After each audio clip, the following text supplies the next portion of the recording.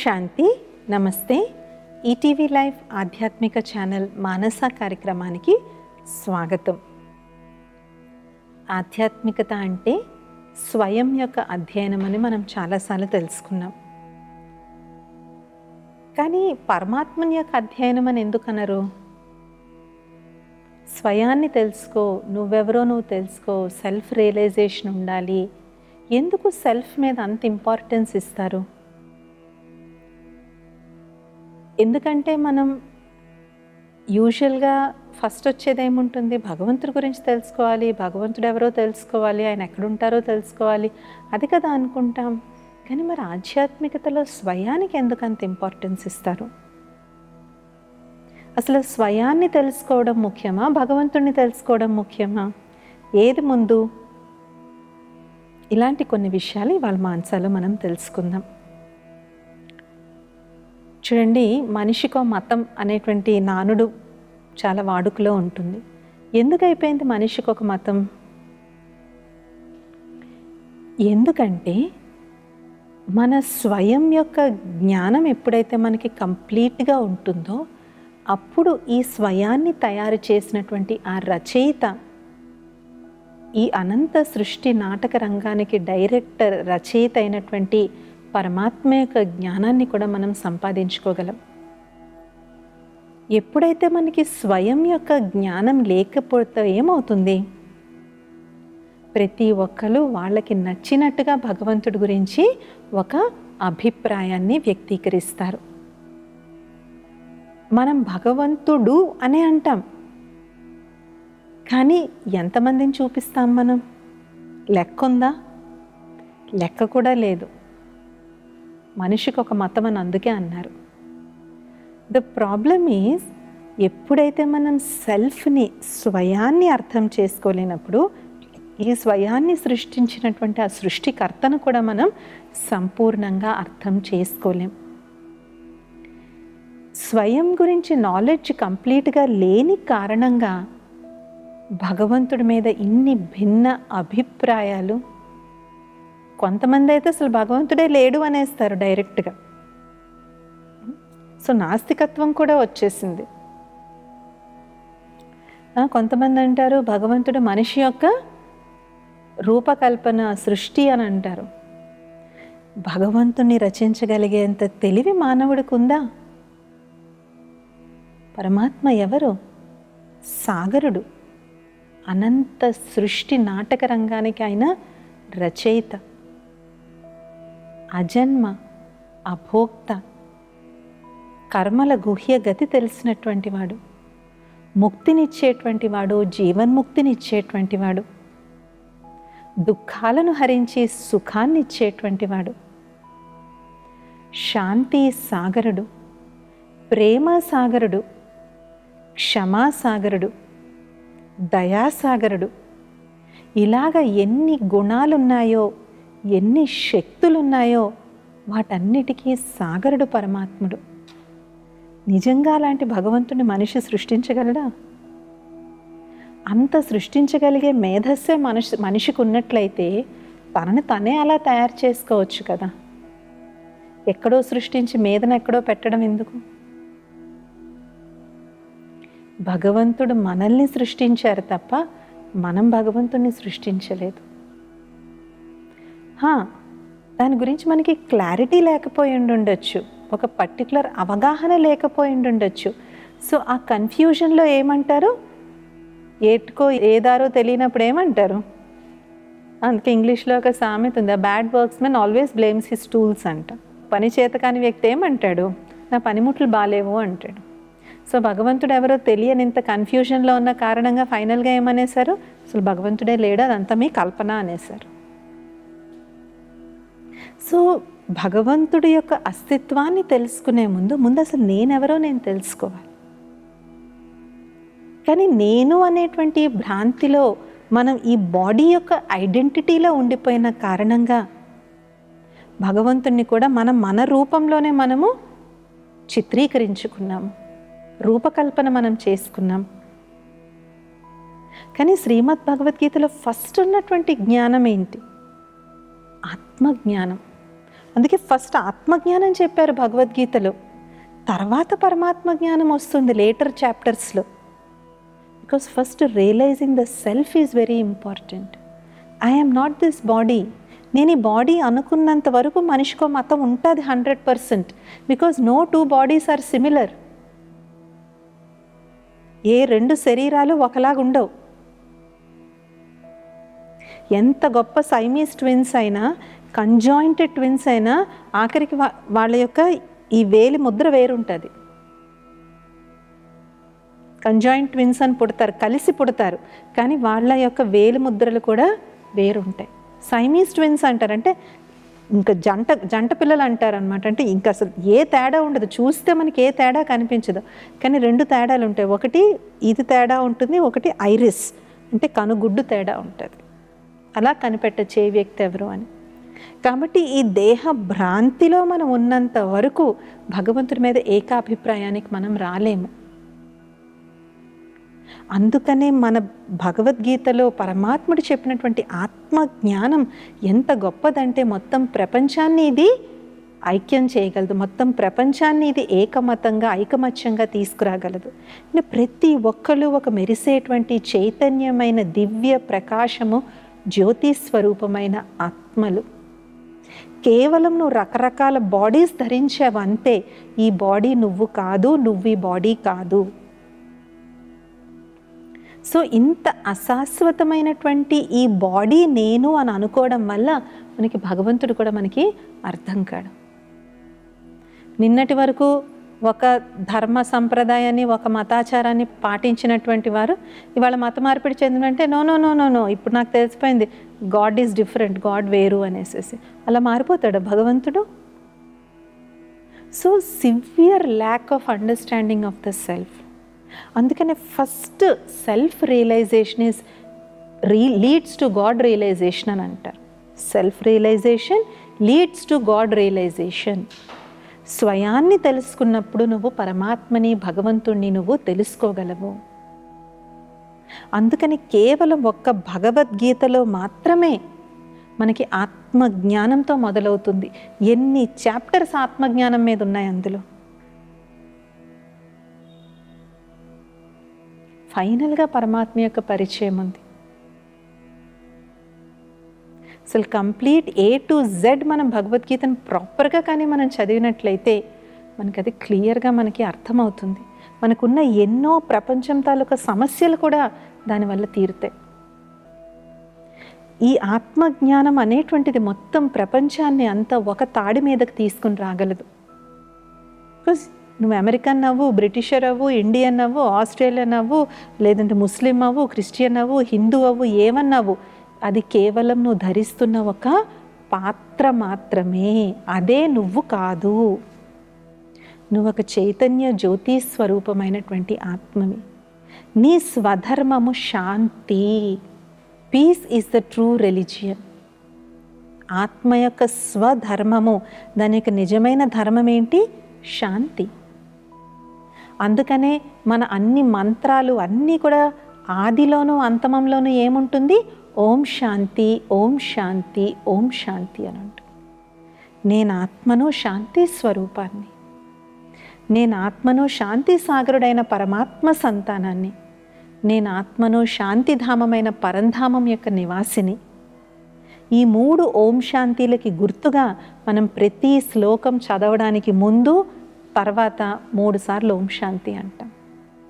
దాని అర్థం మనకు తెలియకపోవచ్చు, కానీ శాస్త్రంలో కూడా అంత కరెక్ట్గా అది చెప్పడం జరిగింది. ఓం శాంతి శాంతి శాంతి. ఓం నేను ఆత్మను, శాంతి స్వరూపాన్ని, శాంతి సాగరుడైన పరమాత్ముడి సంతానాన్ని, శాంతిధామమైన పరంధామం నుంచి నేను వచ్చాను. ఇది the real identity of the self. ఎప్పుడైతే ఇలాంటి రియల్ ఐడెంటిటీలో మనం ఉండగలుగుతామో అప్పుడు మనకు ప్రపంచంలో అందరూ సమభావనగా కనిపిస్తారు. తారతమ్యాలు అనేటువంటివి ఉండవు. జానకి దాది గారు తన 60వ ఏట మొట్టమొదటిసారిగా భారతదేశం వదిలి లండన్ వెళ్ళారు. ఆమె పెద్దగా ఏమీ చదువుకోలేదు దాది. లైఫ్లో ఫస్ట్ టైం ఫారెన్ వెళ్ళారు. ఇంగ్లీష్ ఏదో చాలా మిడిమిడి జ్ఞానం ఇంగ్లీషు. కానీ ఆమె 100 దేశాలు 120 దేశాల్లో ఈ సంస్థను ఎలా వ్యాప్తి చేశారు? దాది ఎప్పుడు ఒకటే అనేవారు, peace has no language, love has no language. శాంతికి ప్రేమకి భాష అనేటువంటిది అడ్డు కాదు. అంటే ఈ ప్రపంచంలో ప్రతి ఒక్కళ్ళకి కావాల్సింది అదే. అది భగవంతుడి దగ్గర ఉంది. కాబట్టి నేను ఎవరిని కలిసినా వీళ్ళు కూడా పరమాత్ముని సంతానం, ఒక చైతన్య శాంత స్వరూపమైనటువంటి ఒక దివ్యమైన సుందరమైన చైతన్య జ్యోతి అని నేను అలాగే చూస్తాను అందరినీ. నేను ఎవరిని ఎప్పుడూ కూడా మీ మతం ఏంటి, మీ ధర్మం ఏంటి, మీరు ఎక్కడి నుంచి వచ్చారు, నాకు అదంతా అనవసరం. ఏ విధంగా అయితే నేను పరమాత్మ సంతానాన్నో వీళ్ళు కూడా అంతే. ఎప్పుడైతే ఆ సత్యమైన శాంతిని ప్రేమని వాళ్ళు అనుభూతి చేస్తారో వాళ్ళు ఆటోమేటిక్గా దగ్గరైపోతారు. ఈ ఆధ్యాత్మిక విలువలే ప్రపంచాన్ని ఒక తాటి మీదకి తీసుకుని రాగలుగుతాయి.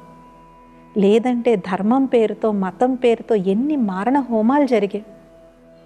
ఈ ప్రపంచంలో ఇప్పటి వరకు జరిగినటువంటి యుద్ధాలు 2 కారణాలతో జరిగాయి. ప్రప్రథమంగా భగవంతుడి పేరు మీద, రెండవది భూ తగాదాల వల్ల.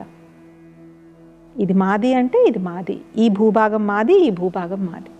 ఈ 2 కారణాలు తప్ప ఇంకే కారణాల వల్ల యుద్ధాలు జరగలేదు. ఎందుకు అంటే మనలో ఉన్నటువంటి డిఫరెన్సెస్ని మనం చూసుకుంటూ ఉన్నాం. ఆత్మలు అనేకం ఉంటాయి, కానీ పరమాత్మ ఒక్కడే ఉంటాడు. ఆత్మల్లో రకరకాల ఆత్మలు ఉంటాయి. మహాత్మలు ఉంటారు, పుణ్యాత్మలు ఉంటారు, దానాత్మలు ఉంటారు. దానాలు చేస్తూనే ఉంటారు వాళ్ళు, దానమూర్తులు అంటారు వాళ్ళు, పుణ్యమూర్తులు అంటారు. అలాగే పాపాత్మలు ఉంటారు, దురాత్మలు కూడా ఉంటారు. కానీ పరమాత్మల్లో అన్ని రకాలేమీ ఉండవు. పరమాత్ముడు ఒక్కడే. అందుకనే వారిని పరం ఆత్మ అంటే the supreme soul, the highest soul. ఆత్మ జనన మరణ చక్రాల్లోకి వస్తుంది, పరమాత్మ జనన మరణ చక్రాలకి అతీతుడు. అందుకే వారిని ఏమంటారు? అయోనిజ, స్వయంభూ. అంటే స్వయం ప్రకాశించేవాడే తప్ప ఒక తల్లి గర్భం గుండా వచ్చేటువంటి వాడు కాదు. కానీ మానవాత్మ ఒక తల్లి గర్భంలో ఒక శరీరంలోకి ప్రవేశించాక అది జీవాత్మ కింద అవుతుంది. అంతే కదా, శరీరాలు లేకుండా తిరిగే ఆత్మలను చూసి అందరూ భయపడతారు. అమ్మో దెయ్యం వచ్చింది, భూతం వచ్చింది అని భయం వేస్తుంది. కానీ అదే ఒక శరీరంలోకి ప్రవేశించాక అది జీవాత్మ, దాన్ని జీవుడు అని అంటారు. కానీ పరమాత్మ అలాగా ఒక తల్లి గర్భం గుండా జన్మ తీసుకోరు. అలాగే మానవాత్మ కర్మలు చేస్తూ చేస్తూ చేస్తూ చేస్తూ దాని యొక్క ఎనర్జీ తగ్గిపోతుంది. కానీ పరమాత్మకు అలాగ ఎనర్జీ తగ్గడం పెరగడం అనేటువంటిది ఏదీ ఉండదు. an infinite source of pure divine supreme energy. ఒక దివ్యమైనటువంటి ఉన్నతాతి ఉన్నతమైనటువంటి అపరిమితమైనటువంటి శక్తి యొక్క భాండారమే పరమాత్ముడు, జ్యోతిస్వరూపుడు, నిరాకారుడు. అందుకే అర్జునుడు చూడలేకపోయాడు అంటారు. ఏమంటారు?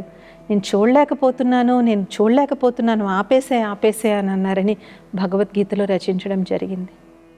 అంటే ఫిజికల్ గురించి కాదంటే పరమాత్ముడు అంత శక్తివంతుడు. ఆయన యొక్క సంతానం మనం. అందుకే శివాలయాల్లో కోట్లింగాలయాలు, సహస్రలింగాలయాలని ఉంటాయి. అక్కడ ఏం చేస్తారు?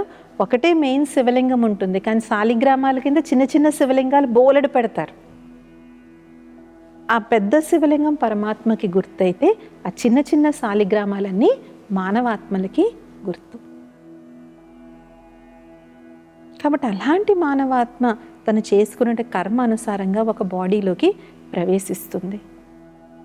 ఈ జన్మలో ఈ ధర్మంలో జన్మ తీసుకుంది కాబట్టి ఆ ధర్మం యొక్క ఆచార వ్యవహారాలతో అది నడుస్తుంది. వదిలేసాక ఇంకొక ధర్మంలోకి వెళ్ళిపోతే అక్కడ ఆచార వ్యవహారాల అనుసారంగా అది నడుస్తుంది. But the base is the soul. పునాది అనేటువంటిది ఆత్మ. అది ఎప్పుడైతే మనం రియలైజ్ అవుతామో అప్పుడు మన మధ్య ఉన్నటువంటి డిఫరెన్సెస్ అనేటువంటివి పోతూ ఉంటాయి.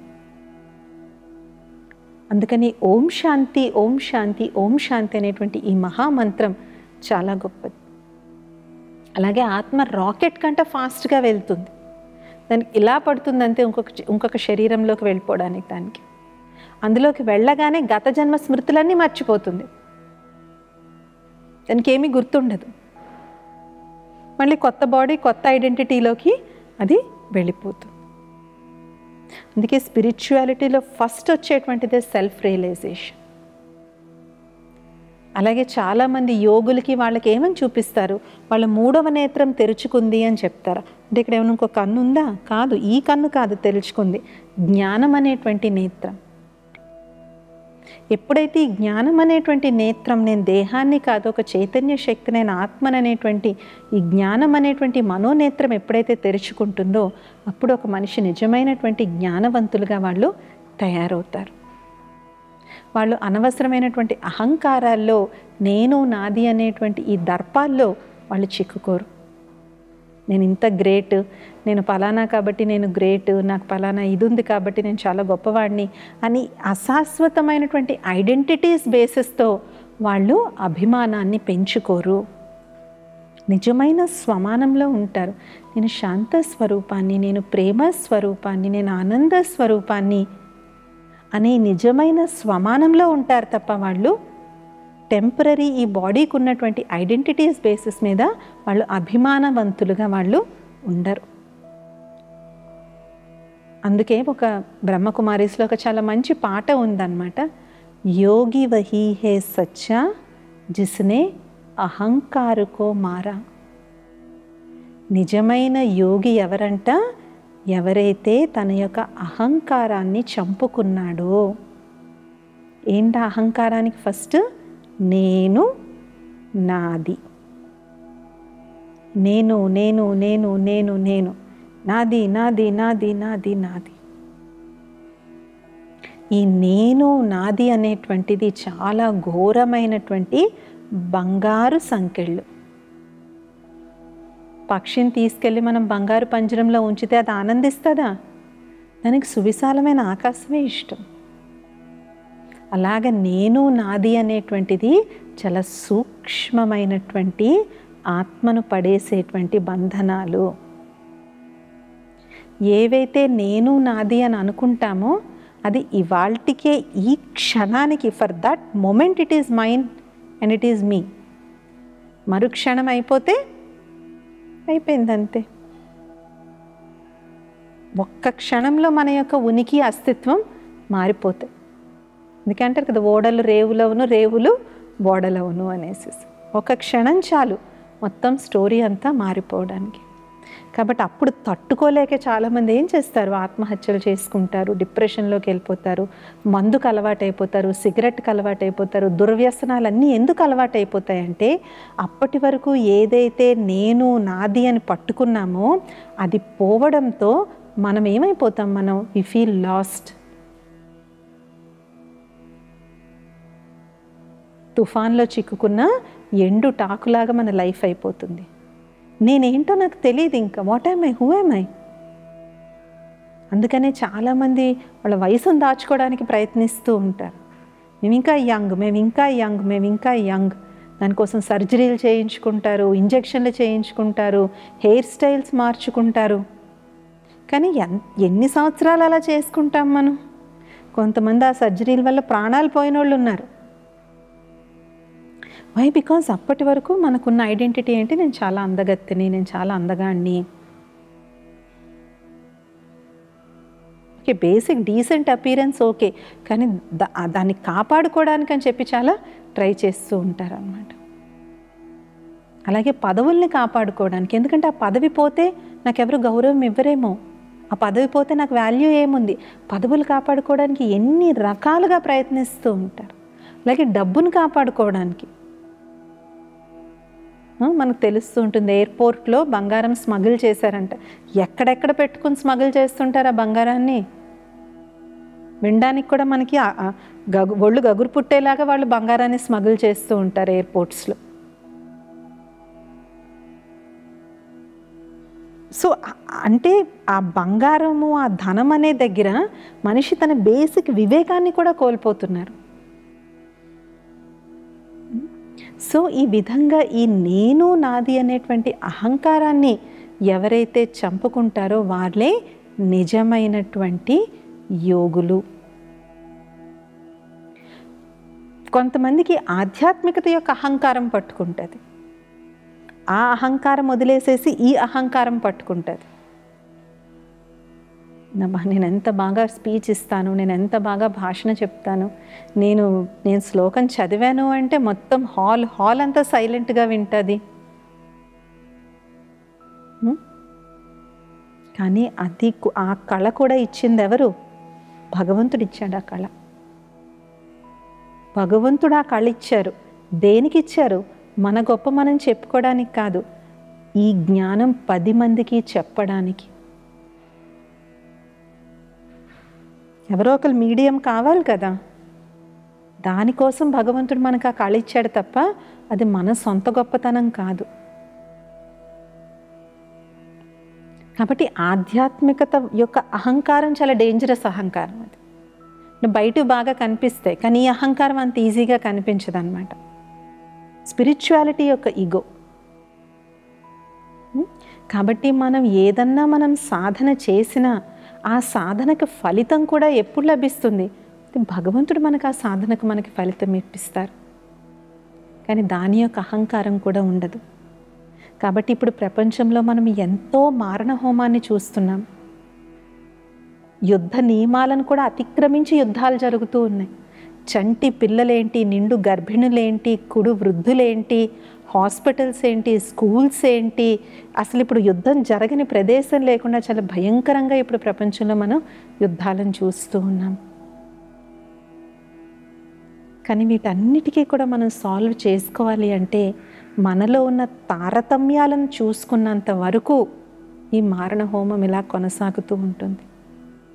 ఆ తారతమ్యాలను వదిలేసి మనల్ని ఐక్యం చేసేటువంటి ఆత్మజ్ఞానం, పరమాత్మ జ్ఞానం వినడం కాదు, విని అర్థం చేసుకుని అభ్యాసం చేసుకున్నప్పుడు మనం ఒక శాంతిమయమైనటువంటి ప్రపంచంలో మనం జీవించవచ్చు. కాబట్టి ఓం శాంతి మహామంత్రం రోజు మనం 3 సార్లు, ఎన్నిసార్లు మనం తలుచుకుంటే అంత మనం శాంతిని మన జీవితంలో అనుభూతి చేయొచ్చు.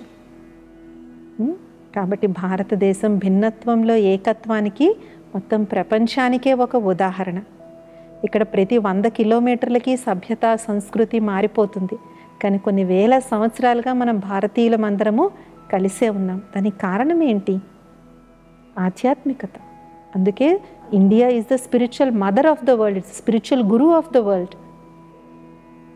ప్రపంచంలో అన్ని దేశాలు భారతదేశాన్ని ఆక్రమించడానికి ప్రయత్నించాయి, కానీ ఒక్క భారతదేశమే ఎప్పుడూ ఇంకొక దేశాన్ని ఆక్రమించడానికి ఎప్పుడూ ప్రయత్నించలేదు. మనల్ని మనం కాపాడుకున్నాం తప్ప పక్కవాడి మీద మనం ఎప్పుడూ కూడా మనం ఆశ చూడలేదు. వాళ్ళ భూభాగాన్ని మనం ఎప్పుడూ కూడా ఎవరిది మనం ఆశించలేదు. ఎందుకంటే ఆధ్యాత్మికత అనేటువంటిది మనకి తెలుసో తెలియకో మనందరి నరాల్లో ఉంది కాబట్టి. అందుకే ఇప్పటికీ యుద్ధాల్లో ఏ దేశాలున్నా 2 దేశాల వాళ్ళు భారతదేశాన్ని గౌరవిస్తాయి. 2 దేశ నాయకులు భారతదేశాన్ని ఎందుకు గౌరవిస్తాయి? ఎందుకంటే శాంతి సందేశాన్ని కేవలం మనం ఇవ్వడమే కాదు, దాన్ని మనం పాటిస్తున్నాం కూడా.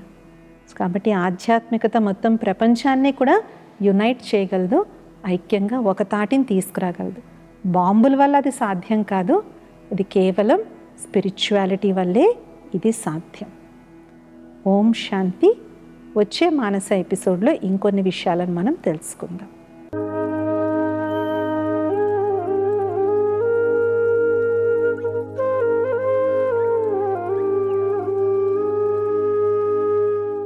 ఈ కార్యక్రమాన్ని తిరిగి చూడాలనుకుంటే www.youtube.com/@ETV Life Spiritual లో చూడవచ్చు.